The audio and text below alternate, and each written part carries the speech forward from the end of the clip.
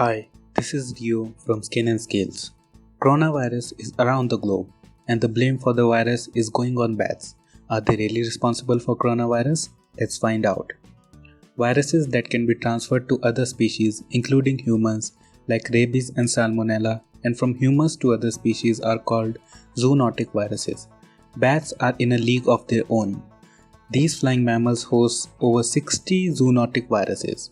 On average, each species of bat hosts 1.8 zoonotic viruses, while rodent hosts 1.48 viruses per species. Fever like Ebola are extremely fatal. They kill 90% of people infected. While SARS and coronavirus have lower mortality rate but spreads incredibly fast. They are all carried by bats. By now, you must be thinking bats have created the world a virus hub. But wait. Before you decide, let's find out who actually created the world a hell to live.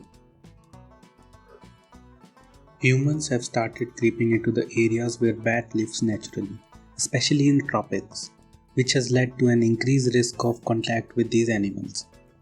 People in many parts of the world eat bats and sell them in live market, which was the source of SARS and possibly the latest coronavirus outbreak that began in Wuhan.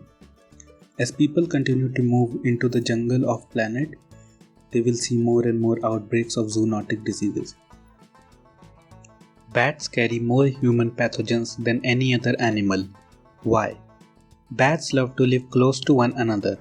Different kinds of bats roast together in huge number in close areas, giving plenty of opportunities to pathogens to spread between individuals and even between species. But why aren't these lethal viruses deadly for bats? Flight can be the reason why bats have resistance for viruses.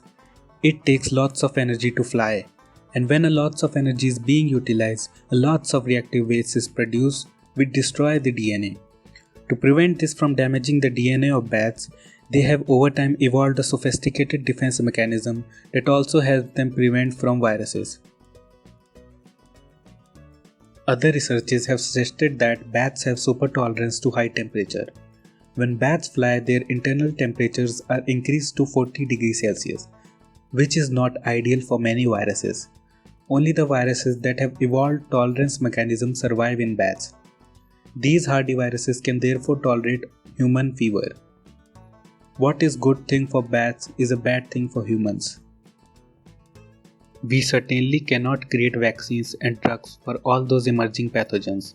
However, there is a need to study interaction between bats, humans, and domestic animals and identify the factors that are making bats come in contact with humans and domestic animals and try to do something about it. Also, we should leave the bats alone. That can further ensure there is no spread of disease from different kinds of flying mammals. Thanks for watching.